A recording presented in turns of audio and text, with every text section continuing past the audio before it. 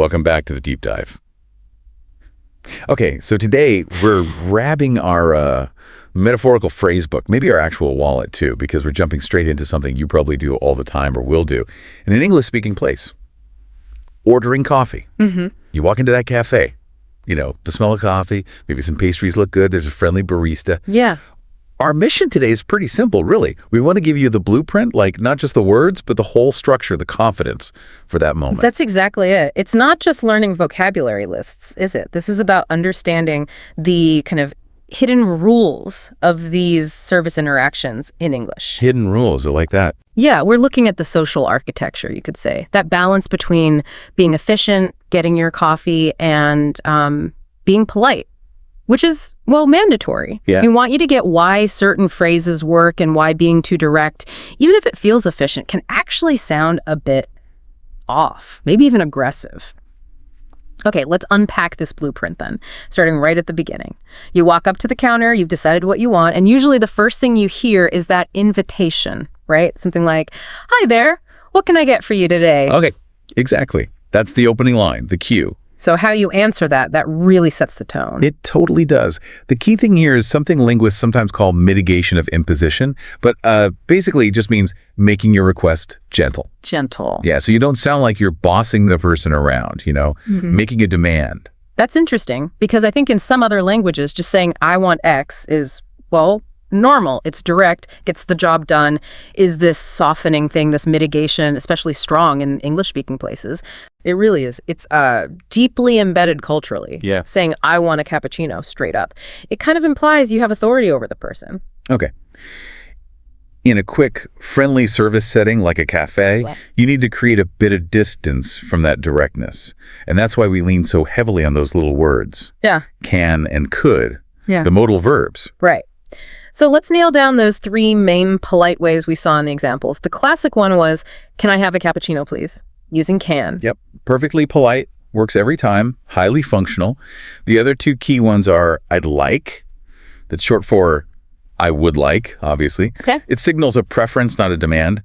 "I'd like a latte, please." And the third one, maybe a touch more deferential, is "Can I get a flat white, please?" Using could. Hold on. You said could is more deferential. Is there a real difference in politeness level between can and could? Or do they pretty much mean the same thing to the barista? No, there's definitely a subtle hierarchy. It might seem small, but could, technically being the past tense of can, makes it function as a more hypothetical, more indirect request. So yeah, it is a shade more polite than can. If you're ever unsure, using "could I get" or "I'd like" is always a super safe bet.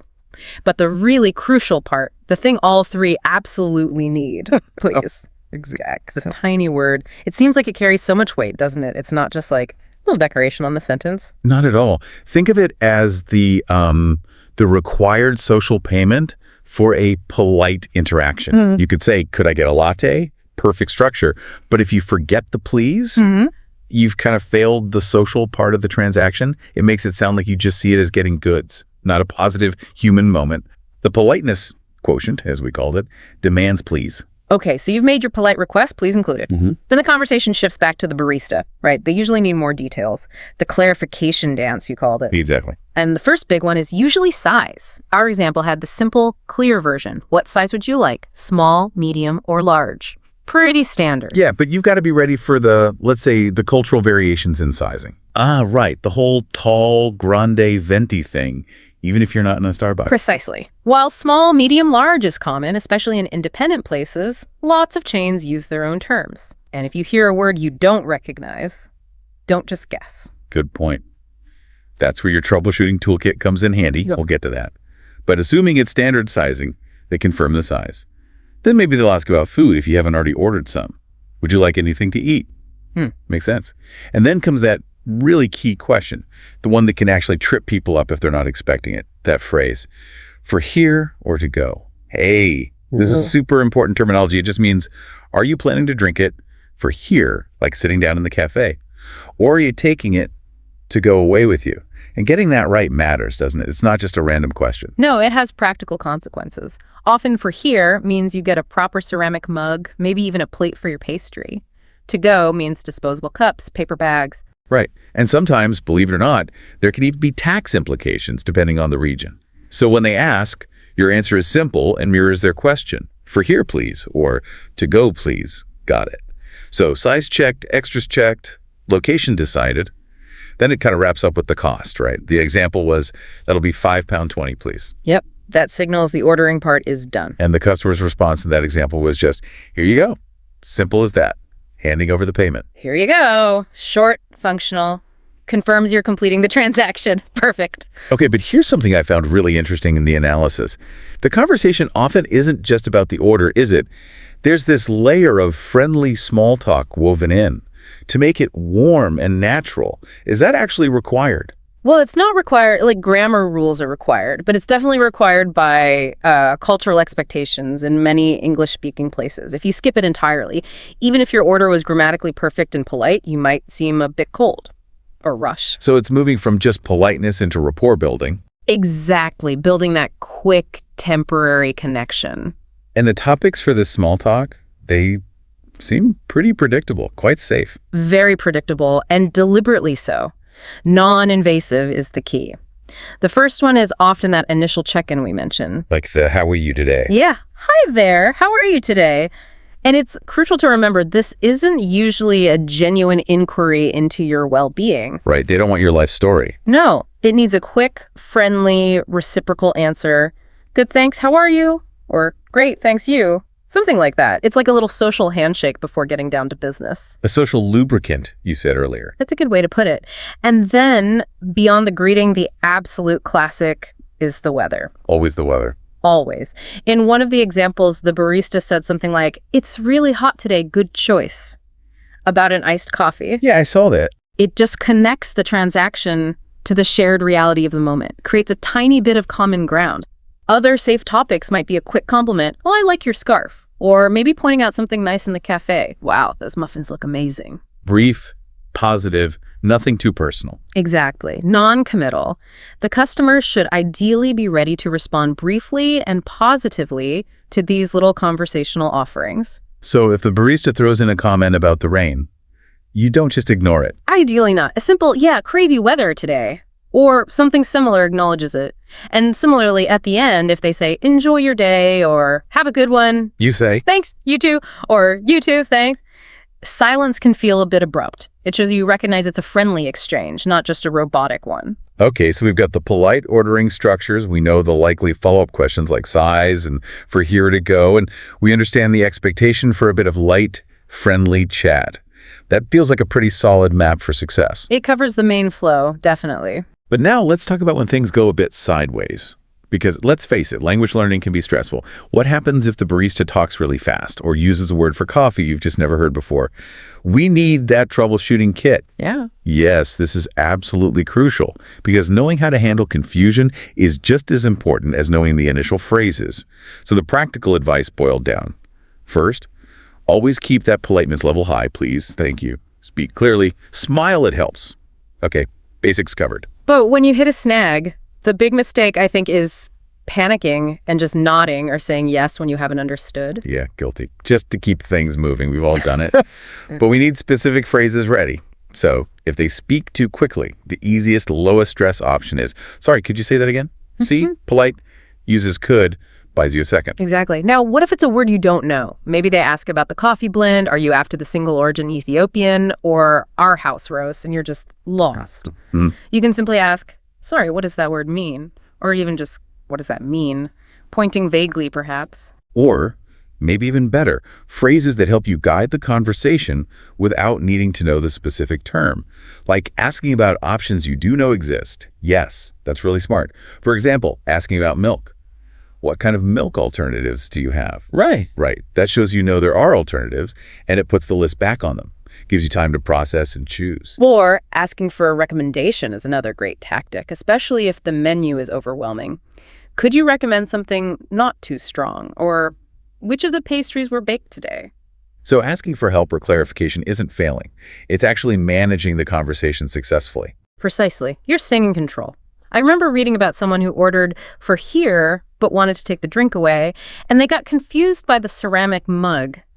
The issue wasn't the initial phrase, but not asking, "Oh, sorry, I actually need this to go," or clarifying why they got the mug. Being able to ask, "What does that mean?" or "Could you repeat that?" That's a sign of competence, not weakness. Absolutely. Mhm. So putting it all together, you've got the map. From that first, what can I get for you? Using your polite, can I have, or I'd like, handling the size and the for here to go, even weaving in that little bit of friendly weather chat. You're basically set. You have the tools to navigate that whole interaction. You can walk up and confidently order that medium oat milk, extra hot, to-go cappuccino, Yeah. knowing why you phrased it exactly that way. And maybe, just to leave you with a final thought on this, building on that idea of competence when things get confusing. Yeah. The real mark of fluency, maybe, isn't never making a mistake when ordering. It's knowing how to recover gracefully when you do get confused, or they use a term you don't know. That ability to pause, smile, stay polite, and ask something like, "Sorry, can you explain that?" Or, "Could you say that again, please?" That skill, that repair mechanism, that's just as important, maybe even more important than knowing every single coffee term off by heart. That's real communication in action. Knowing how to fix it is as valuable as getting it right the first time. I like that. Exactly. So, good luck on your next coffee adventure. Hey there, and welcome. Let's talk about something that can be surprisingly stressful, ordering a coffee in English. But don't worry, in the next few minutes, we're going to give you the exact words and a boost of confidence to make it super simple, smooth, and honestly, completely stress-free. Let's dive in. You know that feeling, right? That little knot of anxiety when you get to the front of the line and your mind just goes blank? Yeah, you're not alone. It's a totally normal feeling when you're speaking another language, but we're about to fix that right now. Okay, picture this. You walk in, the smell of fresh coffee is just incredible. You see exactly what you want on the menu, but then you freeze. The words just aren't there. What do you say first? What are they going to ask you? Let's map out the perfect conversation. First things first, let's just look at a perfect, simple cafe conversation from start to finish. Think of this as your blueprint, your goal for what a smooth interaction looks like. So, you step up to the counter, you're almost always going to hear something like this first. It's just a friendly way for the barista to say, "Hey, I'm ready for your order. What can I get for you? Is your cue?" And here is your perfect reply. Notice how simple it is. You start with a friendly hi. You use the polite phrase, "Can I have?" And this is crucial. You end with "please." This is the first key phrase you really need to know. Next up, you're probably going to get a follow-up question. The most common one is about size. The great thing is they'll usually list the options for you, which makes it really easy to answer. And your answer can be just as simple. You don't need a full sentence. Just say the size you want and add that magic word, please. Short, sweet, and perfectly clear. Here's another really common question. They might ask if you want anything else, or more specifically, anything to eat. This is your chance to grab that croissant or muffin you've been eyeing. If you do want to add something, notice the key phrase here, "Could I also get?" It's just a fantastic, polite, and super clear way to add a second item to your order. And once you're all done ordering, the barista will tell you the total. They'll say something like, "Okay, that'll be £5.20, please." And that's it. That's the signal that the ordering part of the conversation is over. So we just walked through that perfect conversation. Now let's really focus on the most important part, the actual phrases you use to ask for what you want. This is your essential toolkit. Here they are, your 3 magic phrases. Can I have, I'd like, and could I get? Honestly, they're all completely interchangeable. Just pick whichever one feels easiest for you to remember, stick please on the end, and you are going to sound perfectly natural. The main thing to remember is you don't need a dozen phrases. Just one of these will get the job done beautifully. Seriously, if you take only one thing away today, let it be this. Politeness is your best friend. Using please when you order and thank you when you get your coffee or pay, it just makes everything smoother and friendlier. It's such a small thing, but it makes a huge difference. Okay, so you know how to order, but what about those other little questions the barista might ask? Let's quickly go over the most common ones so you are 100% prepared. This is a classic that can catch people off guard. For here or to go?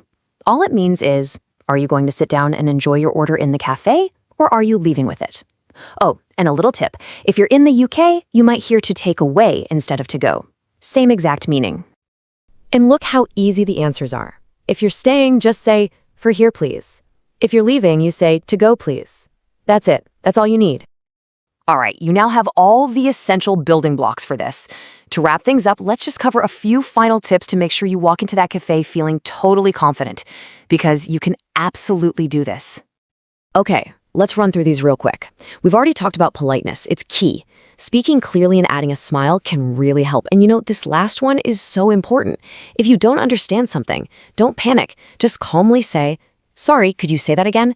I promise, people are almost always happy to repeat themselves. And this is the final thought I really want to leave you with. Perfection is not the goal here. Communication is.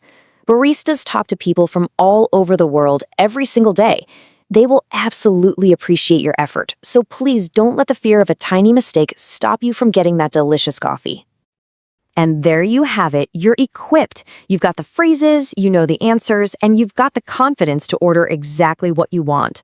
So the only question left is, what are you going to order first? A cappuccino? A latte? Maybe that chocolate muffin? Go for it.